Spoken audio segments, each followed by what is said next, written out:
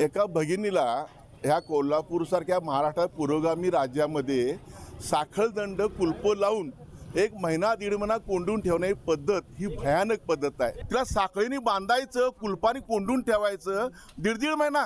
काय त्या जीवाचे हाल झाले असतील याचा विचार करायला नको। भविष्यामध्ये कठोर शिक्षण नाही झाली तर आम्हाला काय दातात घेऊन आशाना धडा शिकवायला लागेल हे बाकी आज निश्चित सांगावी वेळ आली आम्हाला।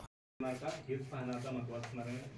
एकूणच पाहायला गेलं तर गेल्या एक तासापासून हा फरार आहे तो सुटकेचा सुरू होता आणि पोलिसांना आता त्यामध्ये की मेकर बोलवायची वेळ आहे ती पोलिसांच्यावरती आलेली आहे। त्यानंतर या महिलेच्या सुटका करण्यात आलेली आहे।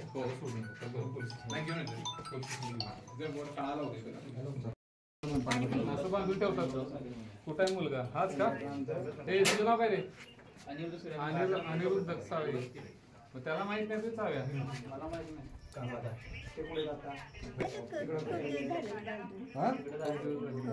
किती दिवस बांधून ठेवताय? पाणी प्या, पाणी प्या।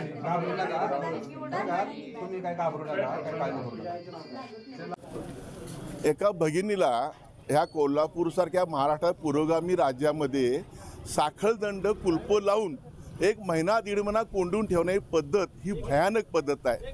हे बातमी बघितल्यानंतर खरं तर धक्का बसला आणि मन सुन्न झालं की ह्या महाराष्ट्रात हे असं घडतेच कसं।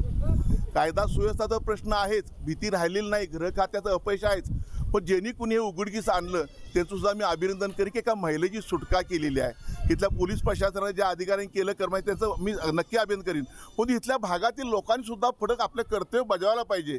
आज तुमची बहीण नाही, तुमची आई नाही, तुम्ही गप बसत असाल, ही घटना तुमच्या घरात घडल्यावर तुम्ही गप बसणार आहात काय?